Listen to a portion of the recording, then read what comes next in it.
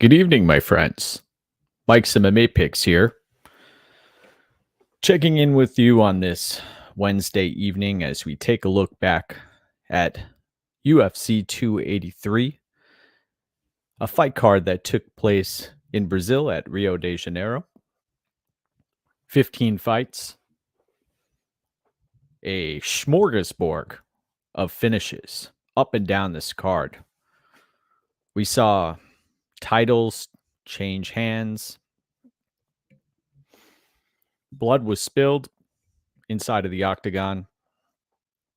We saw a number of significant upsets.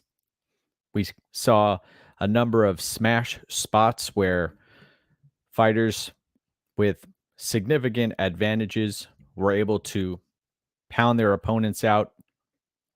We saw a number of submission victories.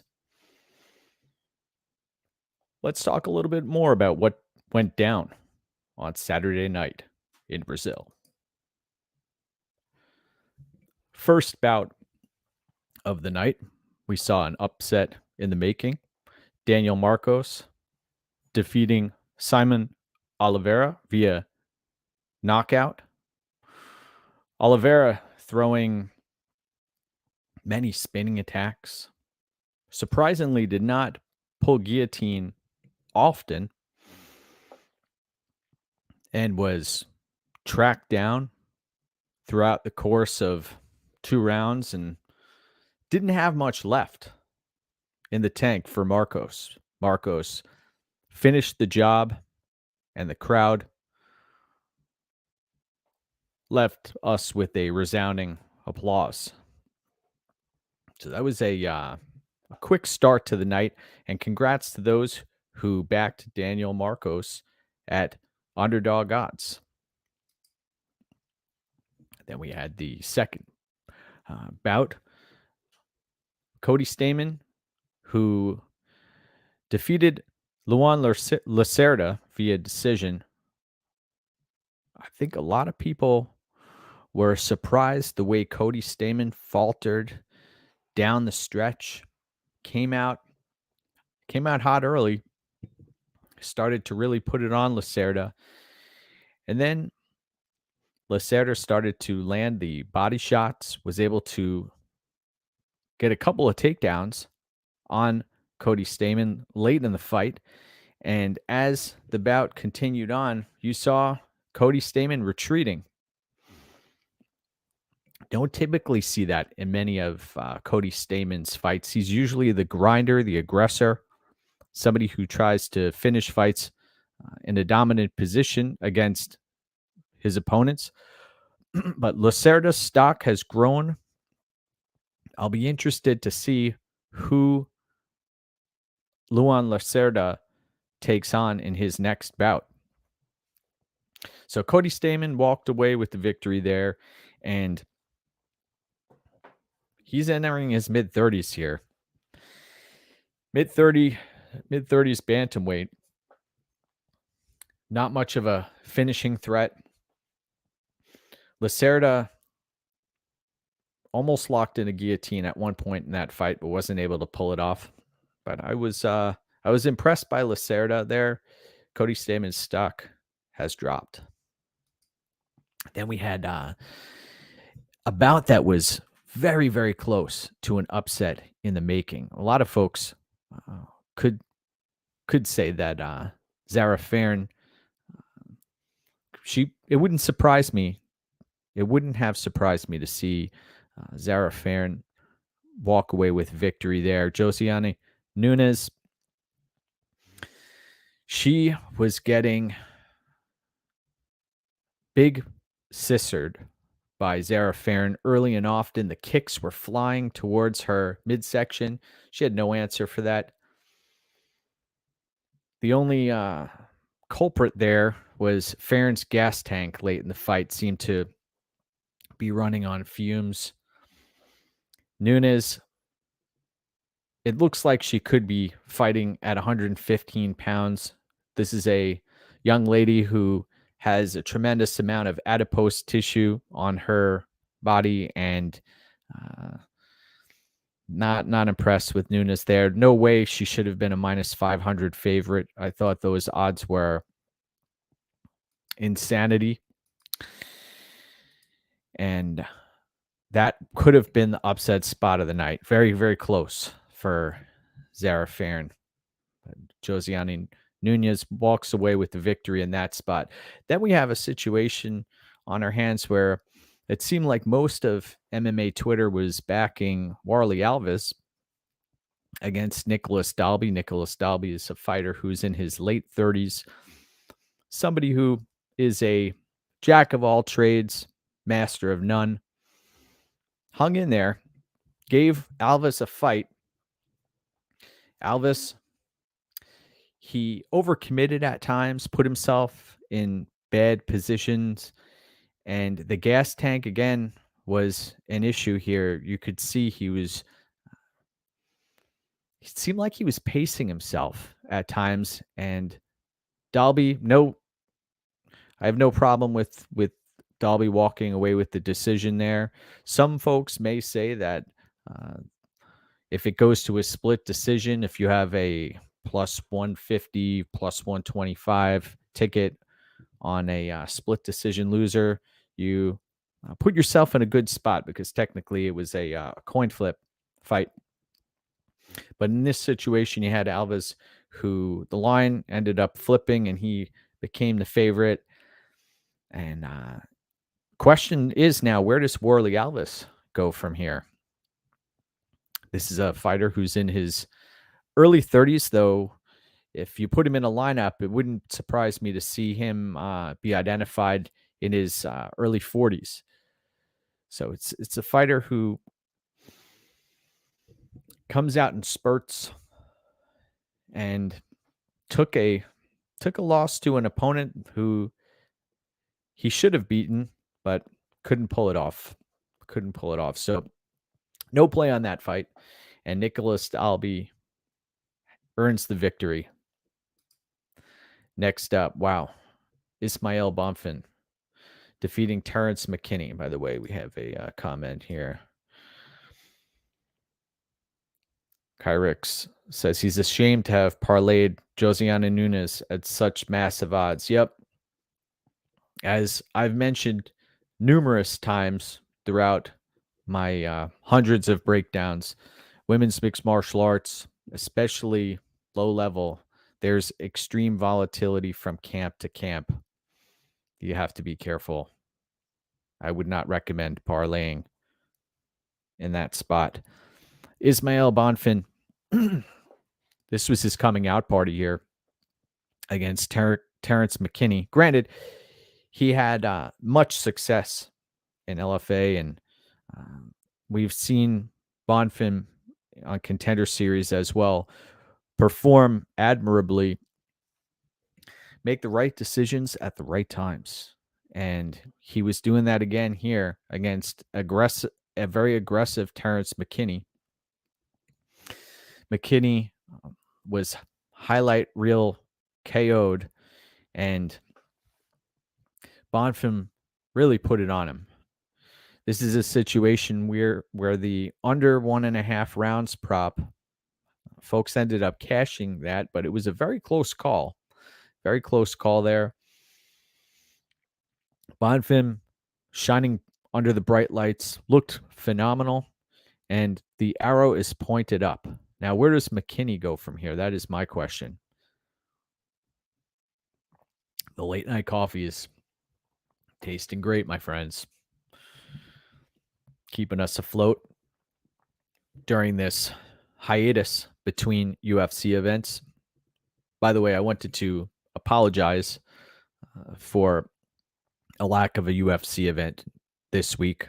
I know a lot of folks had their hearts set on going back to the well and creating some opportunities to cash some tickets, but hold your horses, my friends.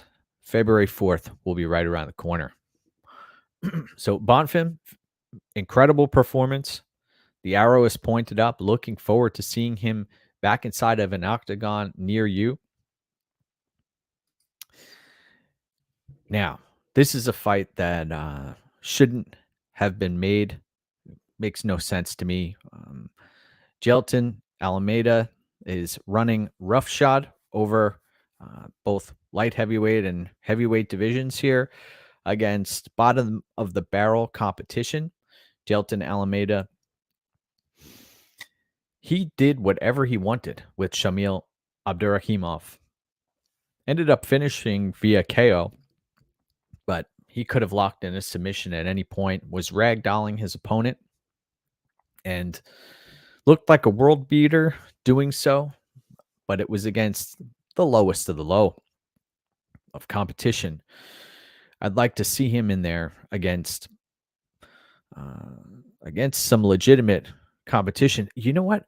I would be interested to see Dalton Almeida face John Jones right off the bat. I know Jones has his hands full with Cyril Gane, but it would not surprise me to see Dalton Almeida take out John Jones right off the bat. I'd like to see the UFC surprise me and book something like that. That's a bout that would end up on the fridge in no time. Next up, we had a matchup between Gabriel Bonfin and Mounir Lazzez. It seemed like most of my timeline on MMA Twitter consisted of folks backing Mounir Lazzez. I was impressed by the footage of Gabriel Bonfin, his lightning quick submission game, the threat of the submission, the hands that he has. I believe it was it Lucrative MMA? Somebody, I think it might have been James, who mentioned that he'd like to see Gabriel Bonfim take on Jack Della Maddalena. I would be interested in seeing that unfold as well. Maybe that bout will end up at an octagon near you at some point in their near future. Randy Brown will be taking on Jack Della Maddalena in a few weeks. I believe that bout takes place in Perth. But in this spot, it didn't take much time for Gabriel Bonfim to put Mounir Lazzez in a world of trouble and lock up that submission. So he took Lazzez out of there, and we saw that the Bonfim brothers are to be taken very seriously. And I firmly believe the arrow is pointed up for both of these brothers, but it also depends on what the UFC decides as far as future opponents go. I'd be interested in hearing from folks in the comment section regarding a prospective opponent for Gabriel Bonfim prior to potentially taking on Jack Della Maddalena. So interested to hear what suggestions you have. Also, Ismail Bonfim, who would be an interesting opponent because Ismail has all the tools. Then we have another bout that took place, bit of a smash spot here. This was my first play of the evening. We had Thiago Moises taking on Melquizael Costa, and that fight, once it hit the ground, we saw Thiago Moises take advantage of Costa's lack of a ground game. On the regional scene, we saw Costa unconscious for multiple minutes in a scary situation. He ended up tapping here. He ended up getting split open, I believe, by an elbow at one point. And on the feet, it is worrisome to see Thiago Moises compete on the feet. I don't have a lot of confidence in Moises' stand-up game. I know he fared well against Alexander Hernandez, but Moises has a ground game that he should gravitate towards early and often in many of his fights. I believe training with Grant Dawson has helped him tremendously, and his fight IQ seems to be improving. So that's something that I always like to see, fighters who fight to their strengths. So Thiago Moises, I believe we hit him at minus 310, and he disposed of Melchizedek Costa via submission. Oh, here's a situation. By the way, let's see. Marcus. Thank you, sir. Thank you. Yep. I think it's important to reflect on each of these moments, and I'm happy to do so here. So Bruno Ferrera, upset city here, knocking out Gregory Rodriguez. Rodriguez stalking his opponent, walking his opponent down, and then boom, out of nowhere, the guard's down. You saw, dropped his guard, ended up getting blasted. I think it was left hand. And then there was a follow-up ground and pound that may or may not have connected. And Rodriguez down for the count. And we saw Ferrera cash as a significant dog. Rodriguez will fight hard for your money as long as he's conscious. The problem is he's put himself in some situations where he could potentially lose his consciousness. So something to be concerned about, especially moving forward. He's been chin checked a bunch of times now. But he still has a ground game, a tremendous ground game at that. And he's another fighter where if you taught him to fight to his strengths and not engage in hand-to-hand combat where he's exchanging blows on the feet, he could win a lot more fights, and his chin may not have worn so much damage. Marcus says that Moises definitely looks the part. His physique, what was that? His physique screams MMA fighter. Yeah, I hear you to a certain extent. Except as we've seen in the past, the sometimes fighters who don't possess tremendous physiques end up doing well. You look at Daniel Cormier and what he was able to accomplish throughout his career. Incredible run. Now, we have a comment from our friend Z's MMA, sporting the odds mug. Yes, anytime I want to look at the implied probability, and I can take a quick glance at my odds mug, and it gets my mind right in the morning and in the evenings. Let's get back to the reflections, deep thoughts with Mike's MMA picks. Ihor Potieria sending Mauricio Shogun Rua into his retirement. This was a tough one to swallow. We knew Shogun was on death's doorstep, so to speak. He's a fighter who's given us so many thrills inside of the Pride Fighting Championships ring, as well as the UFC octagon. And it just wasn't meant to be here. You saw, it looked like Shogun possibly injured his knee midway through the fight. His balance was off. He was flopping all over the octagon like a fish. And Potieria put him out of his misery. Some people up in arms about the post-fight celebration, post-fight antics. I didn't put much stock into that. He was feeling his oats.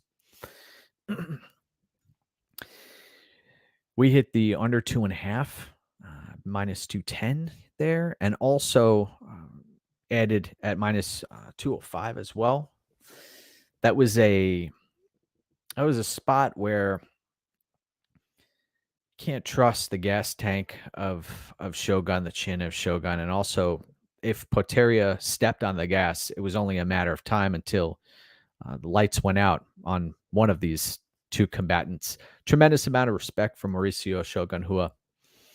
But let's be honest, he should have retired a number of fights ago. He didn't have to be in there.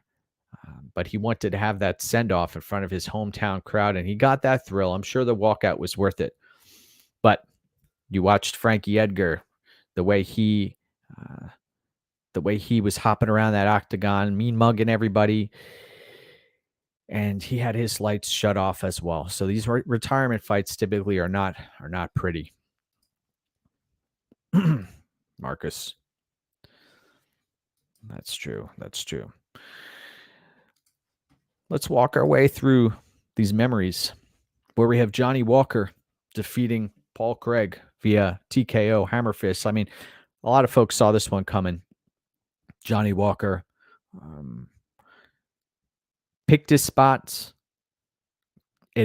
I'll be honest, you watch the first minute or two, both of these fighters very hesitant to pull the trigger. You saw Craig drop down and get caught against the fence, and then ate a few hammer fists, and it was lights out.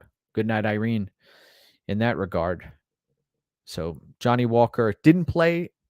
The only thing I played on this fight was the under 2.5, and I parlayed that with the Glover Hill under 3.5, and that was for one unit, I believe, at minus 159, and that did not end up cashing. The Tashara Hill bout ended up going to a decision, but Johnny Walker inside the distance was sitting around minus 130 for some time, and Johnny Walker, the arrow's pointed up here. As long as his chin stays intact, he's shown he can grapple, he can strike, he has the killer instinct, and he has the limbs and the power to do some serious damage at that weight class, at light heavyweight.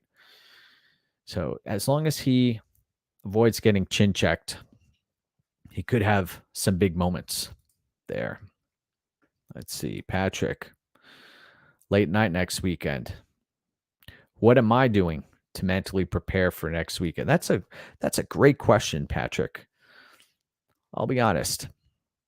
I've been giving my eyes a rest for a day or two here. I've been watching so much tape over the past few years that I'll be honest, my eyesight has begun to wane a little bit. I haven't necessarily worn glasses or contact lenses, but I've just noticed recently that that's becoming a bit of an issue here. So just giving my eyes a rest, spending a little bit more time with family right now, and collecting my thoughts, getting ready for February 4th. But I'll say this, it's one of those situations where you don't want to force any action. You have some time for these bouts to come to fruition. Granted, yes, sometimes the early bird gets the worm, and you hunt for great odds right off the bat, early value, but you don't necessarily have to force action here.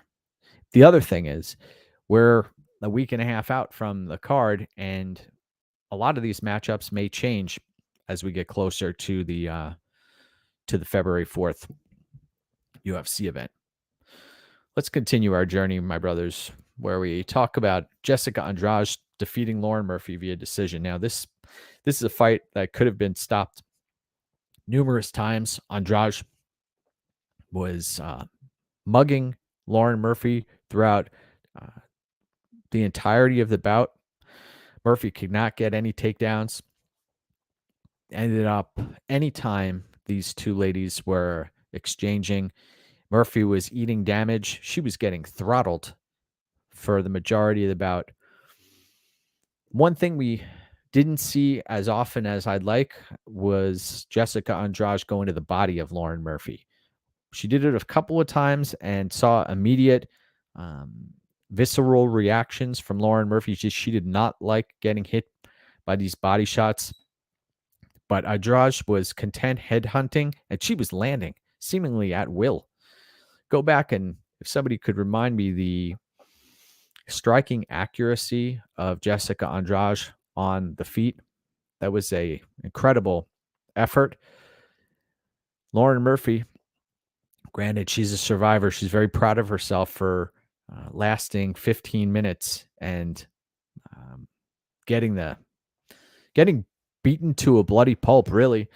She survived, but there are many referees that would have stepped in there and halted that bout. So we ended up not cashing in this spot.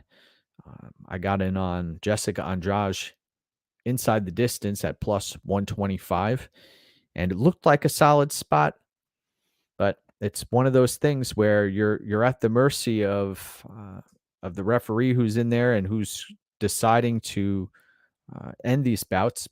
But you also have to give credit to Lauren Murphy for maintaining consciousness throughout the entirety of that bout, because there were a few punches that she was hit with where she you could see she was rattled, but she was never completely out. It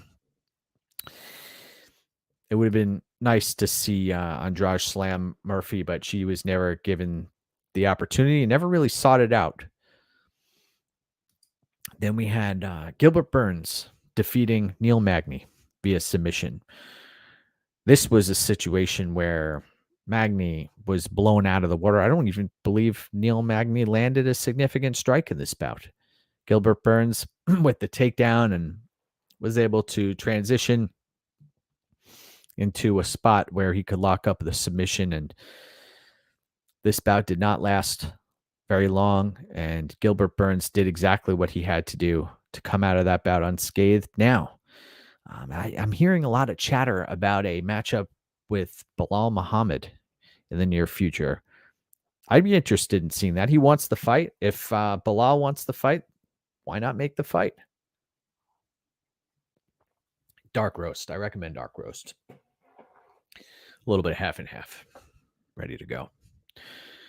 So Gilbert Burns, solid victory there. I mean, he was a plus or minus 400, minus 500 favorite.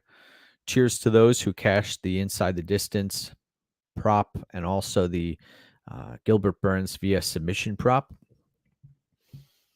Nice job. And where does Neil Magny go from here? You know, he's in his late 30s now. He's taken the Daniel Rodriguez fight. That was D-Rod. That was a nice win. Bounced back from the Shavkat Rakhmonov loss. But Magny, we've seen his ceiling isn't very high at this stage in the game. Marcus says it reminded him of Chiesa out wrestling him. Yeah, it did look like that. You're right. So Gilbert Burns moves on. Now, the title fights. This is one of the reasons I wanted to have this this reminiscent look back, the reflection. Brandon Moreno defeating Davison Figuerado via TKO, doctor stoppage after the third round. Man, this fight was amazing. It was a great fight. Both of these guys, the scrambles, the submission attempts, the strikes, the leg locks, you know, it got hot and heavy early. And Moreno, he showed us what he's made of. Great fight. I've backed Davison Figueiredo in all three of the previous matchups. And then this time around, I backed Brandon Moreno. And we got him at, we locked him in at dog odds. And then also he was at plus 100 and then minus 120. And we saw Moreno, better gas tank, longer reach. He has the volume. His wrestling looked great. And I heard from multiple sources after the fact on MMA Twitter that he sustained a knee injury, and he looked great. He looked great out there. Very impressed with his performance. Now there's a elder statesman of the division, Pantosia, who would like a word with Moreno. Pantosia has defeated Brandon Moreno multiple times, and he should get next here. And I'd like to see, hopefully Moreno's knee isn't too banged up that he can take a fight in this calendar year, because that third fight needs to happen. It's interesting now. So he would have fought Davison Figueiredo 4 times, and he's about to fight Pantosia for the 3rd time.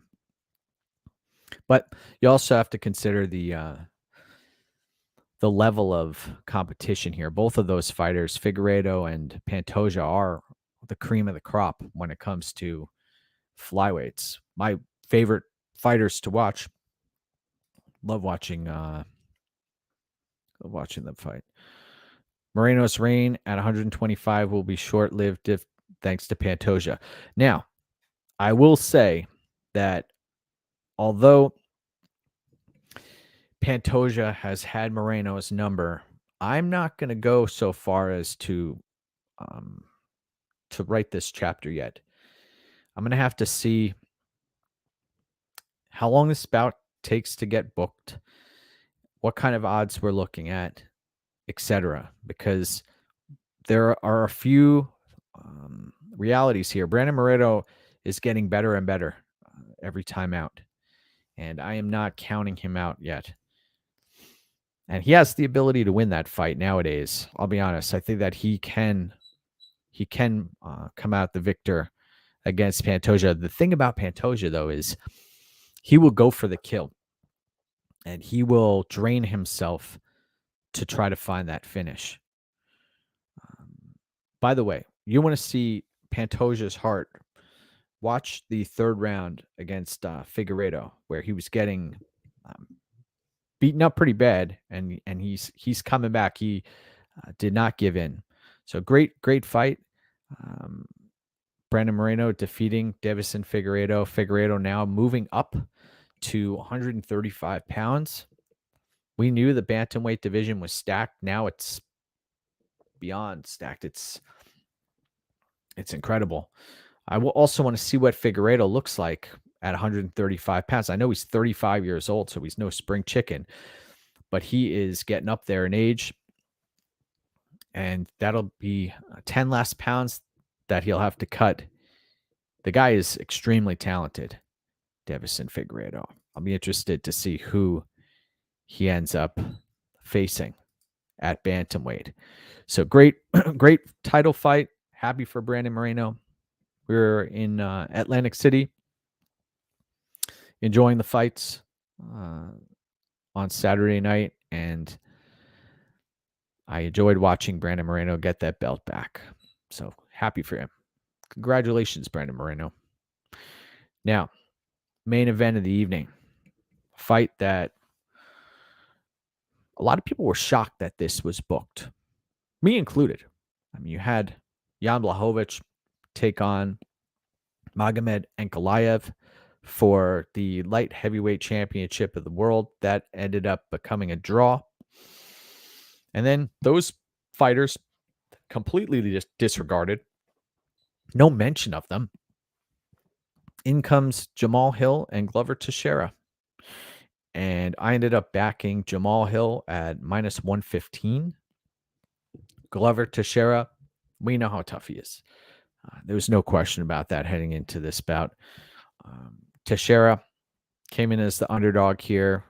Had some moments. Yes, he had some big moments, actually. He was in mount against Jamal Hill, and Jamal Hill would not give in. By the way, Jamal Hill, he did not have much time to prepare for this fight, and the way he was able to hang in there when he was beating the hell out of Glover Teixeira and never completely drained his gas tank. That was a concern of mine, especially in Brazil. Adrenaline flowing, championship rounds, etc. But maintained focus, paced himself, threw punches and bunches, and looked great doing so. Championship material. And Dan Levy at Best Fight Picks, cheers to you. I know that you have been a proponent and a backer of Jamal Hill for quite some time, and he did his thing out there. Very impressive performance. Glover Teixeira now retires, rides off into the sunset back to, I believe, Danbury, Connecticut. And hell of a career for Glover Teixeira. Got to watch him perform many times, and the guy could do it all. You know, tough as nails. Came up as people likened him to Mike Tyson when he first arrived into the UFC. He was known for his punching power. Not many folks spoke of his great ground game, and he had it there. He used it in many fights. The Jared Cannonier fight, and there have been many others where he's gone to the well with his wrestling and his ground game and performed extremely well. One of my favorite moments is when he fought Iwan Kudalaba, and we saw that not today.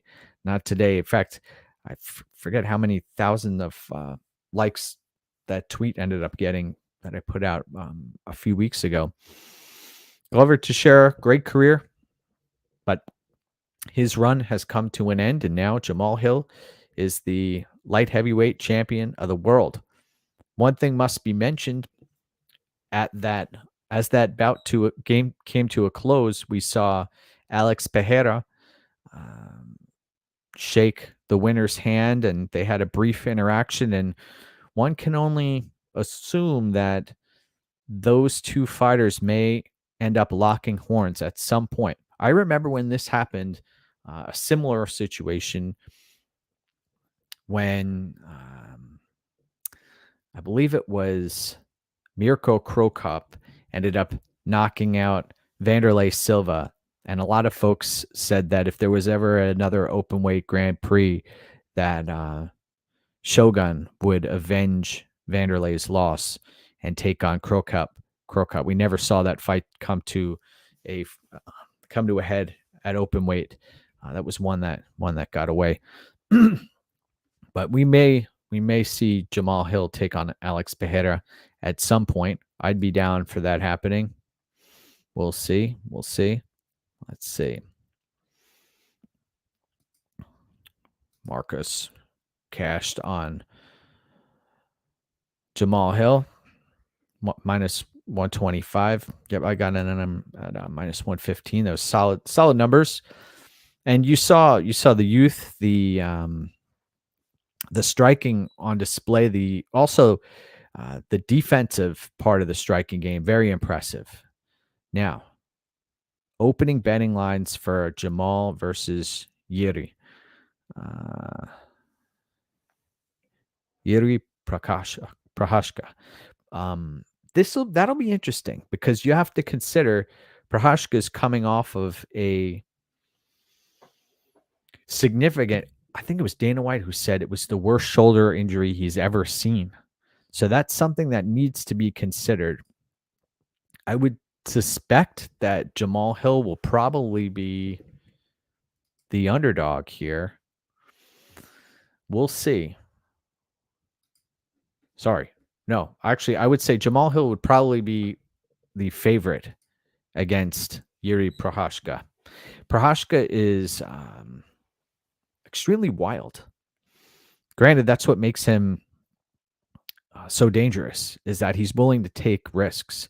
Prochazka will live on the edge at all times, and he was willing to live by the sword and die by the sword.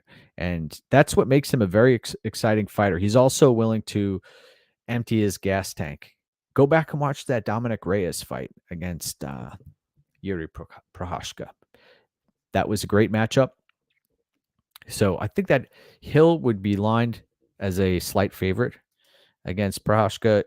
And then where do the odds go from there? That's the question. Because we know recency bias is a real thing. And recency bias will send lines flying.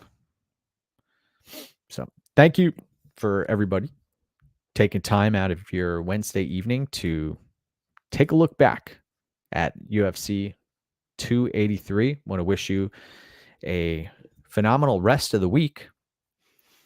Remember, no UFC this week, but we'll be back at it again soon. So take care and go get what's yours, my friends.